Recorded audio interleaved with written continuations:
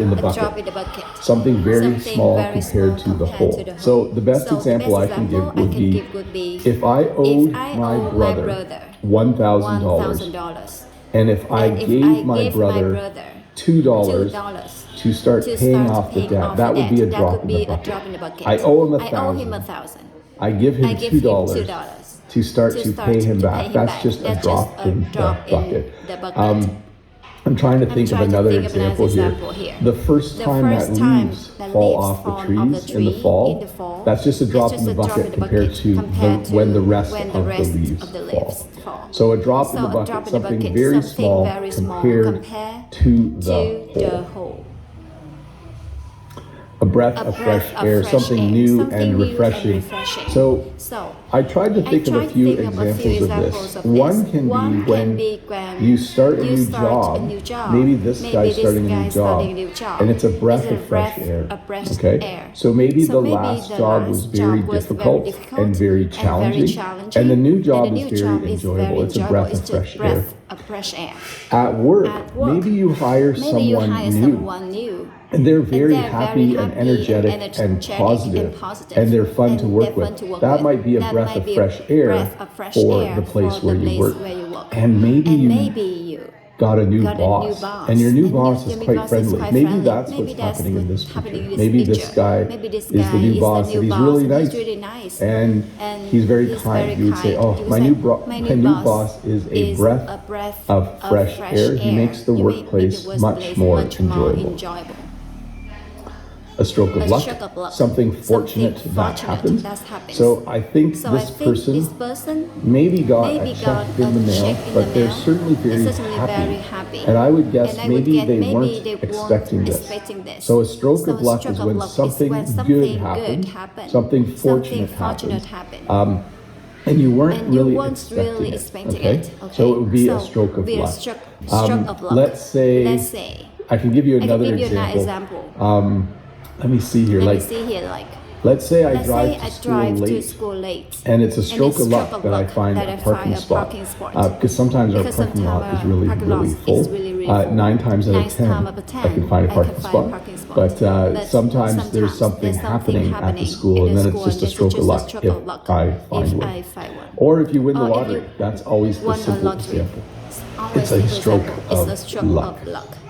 A waste of space. Now notice the definition of this one says someone or something useless. If you call a person a waste of space, it is an insult. It's not just informal, it is insulting. But sometimes you will hear this. In a movie, someone might say that guy's a waste of space, meaning that they're useless. Maybe they're all police officers, and the new guy is not very good at his job. You might say he's a waste of space. It would be an insult. But if at work you have an old photocopier or printer that doesn't work and it's not even plugged in, it would literally be a waste of space. You should get rid of it, and maybe you can put something else in that spot or space, or maybe you need a new one. So a waste of space, someone or something that is useless. A load of nonsense. Something silly or untrue. Sometimes people will tell you about something that happened to them, and it sounds like they're making it up. It sounds like they're exaggerating or maybe even lying. In that sense, in that case, you might think it's a load of nonsense. Children's books are by design a load of nonsense in a good way, something silly or untrue. But sometimes you'll hear a politician talk about things, and the facts don't match what the politician is saying. And then you might say to a friend, it's just a load of nonsense. Like everything he says is not true. It's a load of nonsense. So a load of nonsense, something silly or untrue. And in there we have the word nonsense, which means something that isn't true or doesn't make sense at all.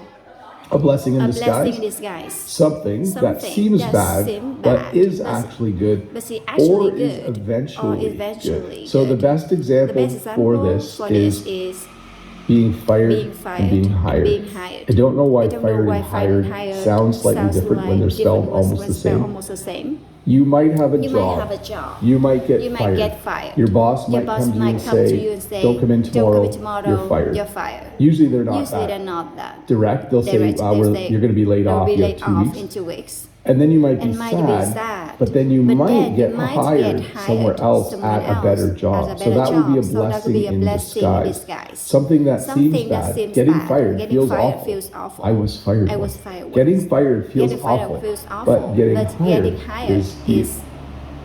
Getting hired isn't possible unless you've lost your previous job. Well, so that's not 100% true. And now you're all wondering, where did Bob get fired from? I once did tech support for an organization, and they said, we want to contract you for 3 years. We can't afford your full rate, so we're going to pay a lower rate the first year, and then we're going to pay a bit more the second year, and then the third year we're going to pay your full rate. And I needed the work, so I said, sure. I worked there for 2 years, and then they fired me instead of paying me by full rate. So they kind of took advantage of me. I'm still a little bitter about that, but it was like 30 years ago. I should stop. A fact